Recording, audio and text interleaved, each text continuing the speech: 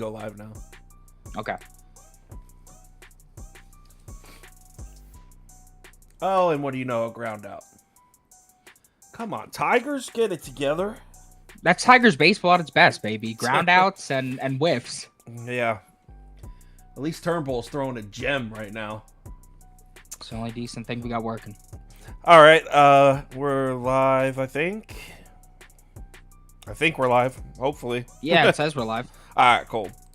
All right, so we have 9 more games to go through. Holy shit, what a busy morning this has been. I know, God. Pirates. You're a champ.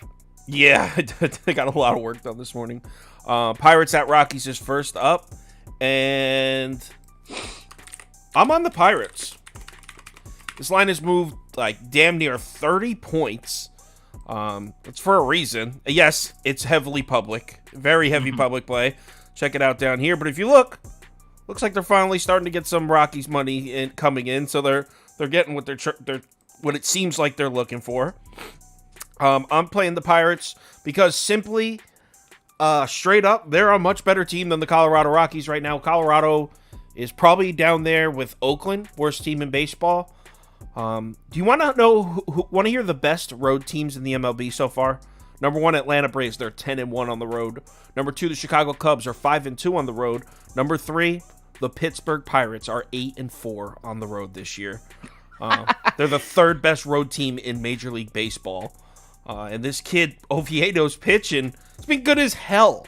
I mean, he got the loss last start. He got the loss in St. Louis. He went 7 innings, 6 hits, 1 run. And that's tough. That's tough that they lose that game. And Austin Gomer is throwing for Colorado. He's basically a pitching machine and a lefty. You want to know who has a sneaky good lineup against left-handed pitching? Yes, the Pirates right now. They're 11th in WOBA against lefties in the last 2 weeks. And the Pirates bullpen is even better rested than Colorado. I don't see any way to bet the Rockies here. Pirates money line. Yeah, so Kyle actually talked me back onto my original pick. I for some reason tweaked out that the Pirates were too public, but gonna just stick with the Pirates here. Gomber does have some pretty decent numbers against the Pirates lineup. I'll say that. But the last time I came on a stream and said Gomber has decent numbers versus blank lineup was the Mariners, who lit him the hell up. They're one of the worst teams in the league against lefties. So I don't have much faith in this Gomber character. One thing I will give the Rockies is that their bullpen has been much better over the past week or so, but not a bullpen that I trust whatsoever. And just simply put, the Rockies keep losing games. The Pirates keep winning games. When I typed this, it was 121. It looks like it's at 125 now. Whatever. Minus 125 is fine too. I like Pittsburgh to win. All right, next game. Mets at Dodgers. So Mookie Betts is out. Just learned that information after I did all the notes.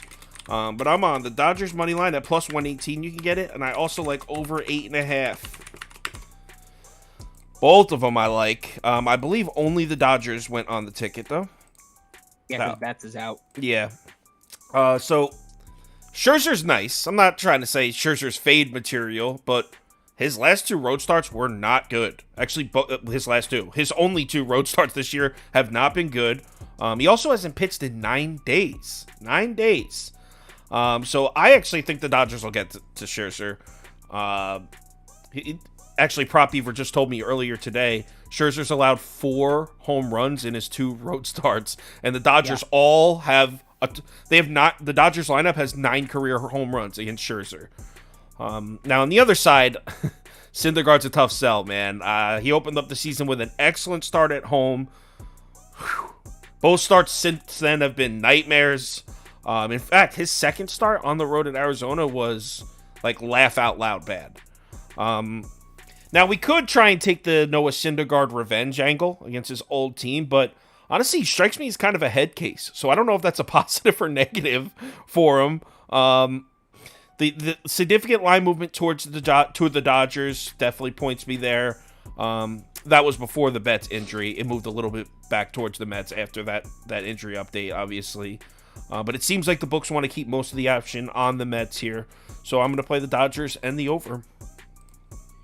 Yeah, I definitely like the Dodgers here a lot, especially because the line movement. Betts being out and losing Smith definitely hurts, but this team has so many capable bats that I think it eases the blow. They're going to face Scherzer, brutal matchup, as we said, but he's coming off an injury, so he may not pitch as long. He may not be as comfortable with his command, and he's already struggled in his 2 road starts, as you said. On top of that, those were against the Brewers and the Marlins, who are outside the top 10 in terms of numbers against the right-hand pitchers right now. The Dodgers are 3rd. On the other side is Syndergaard, who we know is much better at home. He's facing his old club. Everybody said that Syndergaard was dodging the Mets last season. Maybe he comes and shows up for this one. I don't know. I don't know if there's truth to that. People are crazy, especially I'm a Mets fan. Mets fans are fucking crazy, man. They're crazy. So I don't know if there's truth to that, but all right, next. Cubs at A's. What did I put for this one? I have a lean. So basically for this one, I wrote Oakland plus 1.5 at minus 125 or pass. And I'm going to strongly suggest the or pass part of that. See, the thing is, the Oakland Athletics in the last 2 weeks actually have great numbers against lefties. They're 7th in Major League Baseball in WOBA against lefties in the last 2 weeks. That being said, the A's bats have just disappeared recently. In their last 4 games, they've scored a combined 6 runs. So it's almost like I don't even give a shit what their numbers are against lefties in the last 2 weeks. If you're only scoring 1.5 runs a game, I can't bet you. That being said, Cubs value all-time high right now. They've been rolling. Price keeps getting up. Public keeps betting them. You can see down here. Load up. Public heavy on... Ooh, Public heavy on the Cubs here. So Cubs money line minus 170 on the road. Okay, we're getting a little crazy here if we're starting to price the Cubs like the red hot Dodgers of last year or something. So I think it's a decent spot to check the Cubs and take the 1.5 at a good price. But like I said, I probably won't actually bet this. Just that's what I would do if I was betting it. Yeah, so for that one, I would lean with the youngster Mason Miller over 4.5 Ks minus 120 on DraftKings. He's going to be making his first start in the majors, and the hype around this kid is real. Now, I know it doesn't hold that much bearing because the Oakland rotation is so horrendous, but they are saying that without throwing a pitch, this kid is already the best pitcher on the Athletics. So the hype around this kid could not be any more high, and I'm buying into it a little bit. He had a 26 swinging strike rate in the minors thus far, which is pretty insane. 11 Ks through 5 innings of work. And in spring, he only pitched 2 innings, but in those 2 innings, he had 5 Ks. The guy's a certified whiff machine. Now we got the Cubs, who are all of a sudden looking vulnerable to K stuff. The last 3 starting right-handed pitchers to face them, Logan Gilbert, Noah Syndergaard, and Michael Grove, posted 7, 9, and 6 Ks. And in those 3 starts, the Cubs hold the 8th highest K percentage in the MLB. Now they're facing a guy who throws 100 and draws whiffs like it's a personal hobby of his. So I'm going to roll with the over for Miller here. And this is his first start? Yeah, first start ever in the majors. Wow, that's a ballsy bet. But you know what? For them to put his number at 4.5, juice to the over in his first start makes a statement. On FanDuel, it's 5.5 and juice to the over. I think that the markets are going to correct pretty soon and move that to 5.5. So I'm going to lock it in at the minus 120. On top of that, I know it's the total for this game is at 7.5 and juice to the under. So it seems like they think that Miller's going to have a good start here. And if he has a good start, if he's going deep into the game, then he should rack up those Ks, no problem. We should have looked at an SGP like Oakland plus 2.5, Miller 3+ Ks.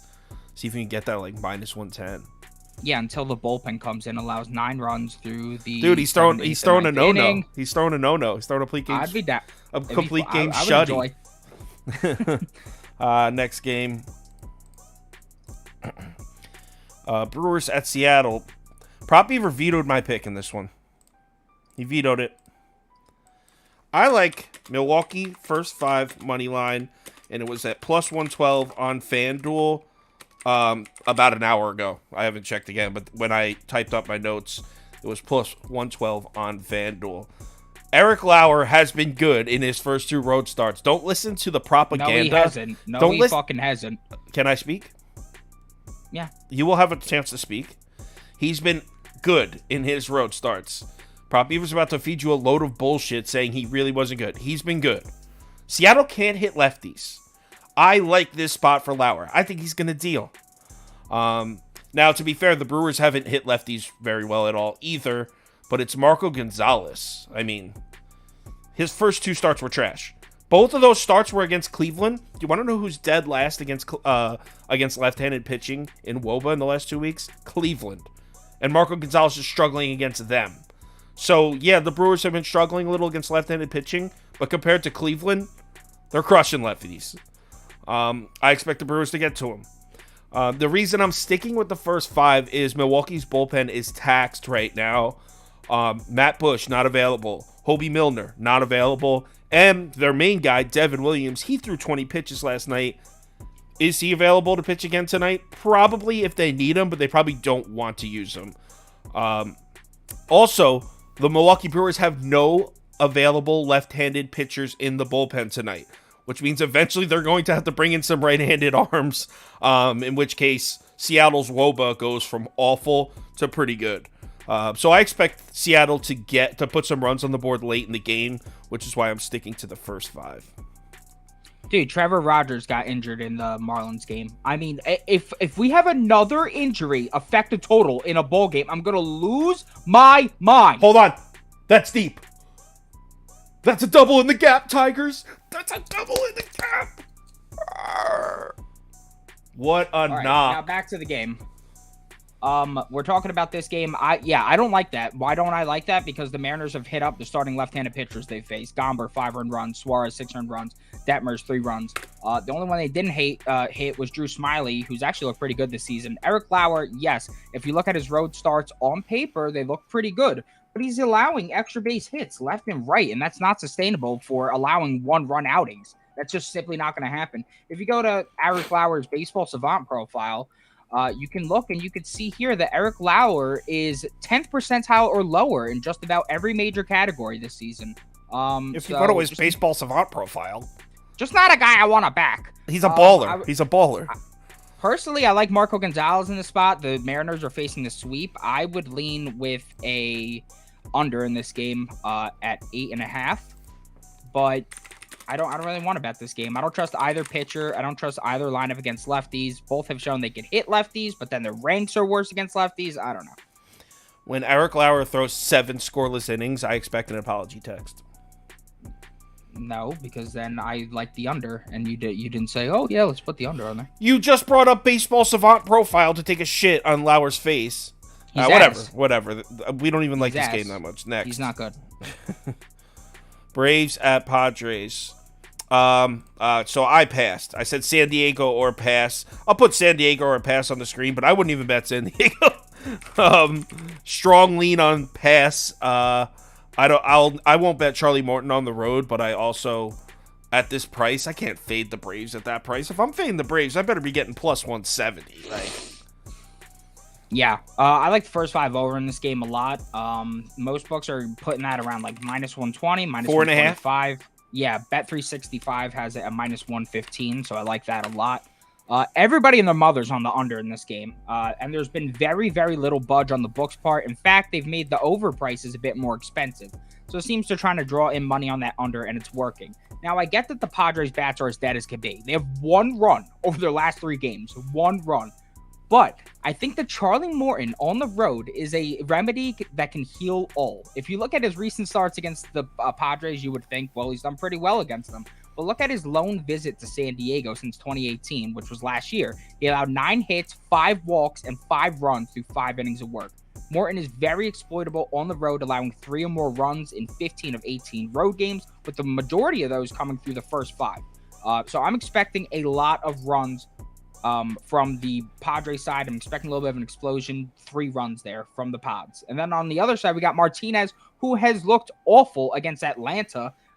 Through 9.2 innings of work against them, he's allowed 11 hits, 8 runs, 9 walks against. Jesus Christ, bro. Those numbers are 9 terrible. walks? Oh. Yes, and he allowed 11 hits and 9 walks through 9 innings of work. So that's his whip's above 2 then. Yep. His whip is above 2 in his last 2 starts against them. Shit. And then the last 4 right-handed pitchers that face Atlanta own a combined 1.5 whip, 8.7 ERA, and are allowing 3 home runs per 9. Considering Martinez has allowed 3+ runs through all 3 starts this year, I like the first 5 over here a lot. Yeah, I like his bet better. In fact, I'm going to go ahead and take mine off the screen. Let's move on to the next one. Baltimore at Washington, another one of my bet that gets vetoed. I thought for sure. I couldn't. You can't fade my boy right now. He's too hot. He sucks. He's too hot. Are you kidding me? You like Mackenzie Gore? I do quite a bit. Okay, so this is a perfect example of a biased opinion. I can't wait to hear this. This is a perfect example of a biased opinion. Just on the phone earlier, Prop Beaver said, and I quote, "This man pitched against Atlanta, at Colorado, and at the Angels and dominated all 3. Here are his numbers against the Angels. This is what Prop Beaver calls dominating. I didn't say dominated all 3. He's looked dominating through 3 starts. 1 little weak start. At Angels, he threw 3 2/3 inning, couldn't even make it through the 4th. 4 hits and 4 walks. Oh shit, that's a whip above 2. 2 earned runs. Absolute scrub. This is a terrible start, and this is a clear-cut indication of what we can expect from this subpar pitcher. We're talking about the Orioles here, one of the best lineups against left-handed pitching in baseball. The reason we're getting it at such a good price is because so many scrubs are looking at Mackenzie Gore's numbers like, wow, he's really good. No, he's not. He's trash. Baltimore first 5 -1/2 run at plus money. Book it. I think that is why you're getting it at that price, because smart people do respect Mackenzie Gore. No one respects Mackenzie Gore outside of the right side of the screen. Nah, dude, he's a good pitcher. There's a reason. What is Twitter buzzing? Twitter's buzzing about Mackenzie Gore? He was a key part of that Soto deal. Yes, Twitter was buzzing last year about Mackenzie Gore. You just forgot, simply put, and you're forgetting that the guys looked awesome through 3 starts. Like I said, you can't just focus on 1, because we could focus on your boy Eric Lauer's 1 start that was terrible. Anyways, we're passing. We're passing. All right, next game. See, C. White gets it. O's bats are on fire right now. There's a man who gets it. Clear. Yeah, he's Orioles first 5, without a doubt. And you could take it to the bank. I passed on this one because we're on Angels-Yankees, by the way. And I passed on this one because I can't seem to get this Yankees team right. If I fade the Yankees, they win. If I bet on the Yankees, they lose. I can't. And then we took an under in the Yankees. That loses. I can't. I'm not seeing this Yankees team properly right now, so I don't think it's smart for me to bet on them. Pass. Oh, cool. That was simple. Twins at Boston.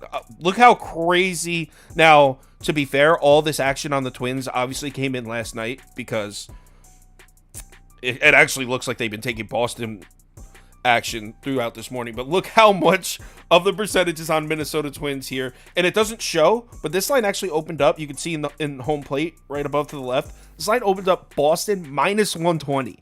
So it's moved 30 whole points as a result of this Twins money. Looks like it's evened out now, but wow, everyone came in and hammered the Twins when this opened. I guess everyone's thinking they caught the books napping on this one. We did not get in on it. I didn't bet this last night. Did you? No. Yeah, me neither. We were watching the end of this game, heartbroken that our under. How does a game go into extra innings at 2-2 and then under 8.5 doesn't hit? That's fucking depressing. Not even doesn't hit. It didn't survive an inning. I know. Survive an inning. 5 runs. 4 runs scored through the first 9 innings. 5 runs scored in the 10th. And it's not like those guys are scrub either. Like, Giovanni Moran is good. Like, Christian Vasquez is completely No, it was destroyed. that stupid strikeout that the catcher didn't catch. Yeah, that was Vasquez. He completely messed the entire thing up.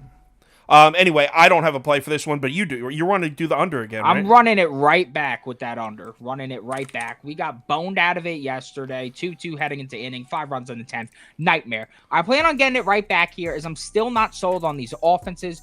Kluber may not look great so far, I'm not going to lie, but The two spots he got hit up in were against Baltimore and Tampa, two top 5 teams against right-handed pitching right now. When he faced the 13th ranked Pirates, the guy had no issue shutting them down. Now he faces this 25th ranked Twins offense against right-handed pitches, and I think that they're so overvalued from that Brito start. Take out that Brito start, and the last 5 starters to face them own a combined 0.67 whip and a 1.31 ERA. Kluber owns godly numbers against this Twins lineup with a 486 OPS. Let me pause. How much was from Boston Kluber, though? Because this is a different Kluber. Cleveland I can't Indians, do bat versus pitch and then decide which phase of Kluber You're I right. want. You're right. But you could go to a stat muse and look at game logs. Yes, I did. And his recent start last year, he allowed 1 run and 1 hit through 6 innings. Nice. And I think that this is a sneaky spot to back him with that 37% K rate. The Twins are striking out at a high rate right now. I think he'd get them whiffing. On the other side is Joe Ryan, who looks like a certified stud. Pitched 6+ innings in all 3 starts. Allowed just 3 hits all 3 times, recording 10+ Ks in 2 of them. I don't know if this Red Sox lineup that's 27th against righties over the last 2 weeks is capable of getting to him here. Adding 2 top 10 bullpens that I think underperformed last night, and I like the recipe for an under.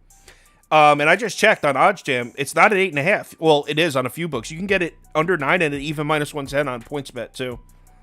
Yeah, I put on the ticket. We have it at -110 at 9 on FanDuel. It looks like it moved 5 cents since we posted, but yeah. No, it's still 110 on PointsBet. I'm looking at it right now. Okay, cool. Yeah, and Chris Sale, I see your comment, Dan.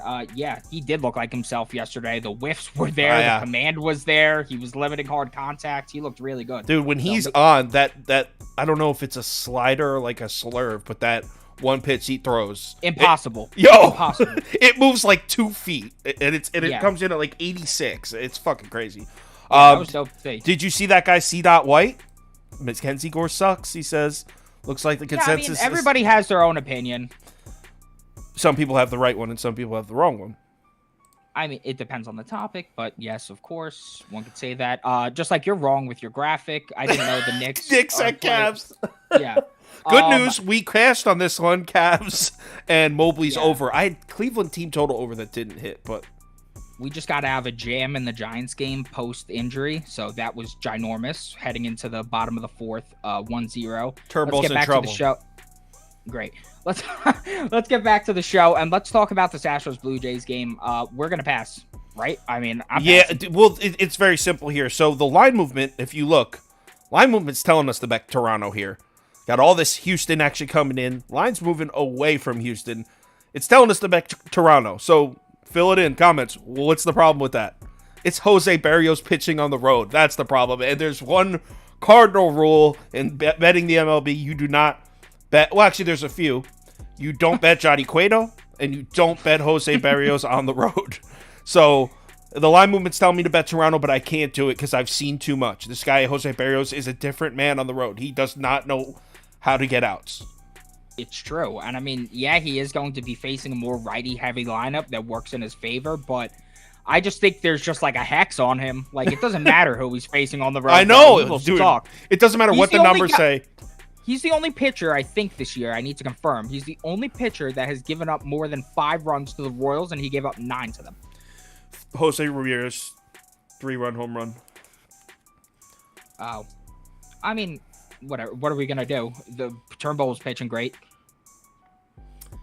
That really takes the wind out of my sails. I mean, St. Louis is up 7-3. He crushed it. White Sox are up 2-1. Yeah, I saw that.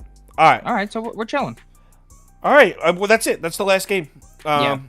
So, thanks for watching, as always. There's 2 NBA picks up. Unfortunately, I'm not going to have time to get a pick up for the Nuggets T-Wolves game. And honestly, I don't know if you want my pick in that game. I had Minnesota plus 7.5 in game 1. They lost by like 40. So, I don't know if I could have been more wrong. I think I like Minnesota. I'm actually, what I'm doing, as soon as I end this stream, I'm typing up, well, it's mostly already typed up, but I'm finishing up the NBA ticket and posting it, and I didn't type anything for that game yet. I just have a few notes down. I don't have any picks, any prop bets, anything, so I really don't even want to give anything out because I don't want to look at numbers after and then switch it. So I think I like Minnesota again, though. I'll tell you that. All right, cool. A lot of content out today. We crushed it today. No, any Nerfies? Someone asked. We don't play that Nerfy shit. No. Why'd you say it like that? No, we just don't personally play Nerfies because we feel the value's a bit off. Yeah, there's just not enough of a sample size to really. They're always overpriced, and no one really like. Whatever. Yeah, we're not Nerfy people. All right, cool. Everyone have a good day. Reach out to either of us on Twitter. Actually, reach out to him on Twitter because I probably won't answer you. He will though. He loves it. I answer. Yeah, I answer. I like attention. Everyone, let's have ourselves a great day. Remember to bet responsibly. And tomorrow's Thursday. Actually, real quick, let's look at the schedule tomorrow. It's a smaller slate. Okay, so we'll do what we did last games. week. We'll go live at like 4 p.m. and just do the night games. That's what we'll do. Yeah, I mean, yeah, that sounds good. So we'll see you 4 p.m. tomorrow. Also, NBA picks for tomorrow night's game will be posted as well. Everyone have a good one. Okay. Later. Peace.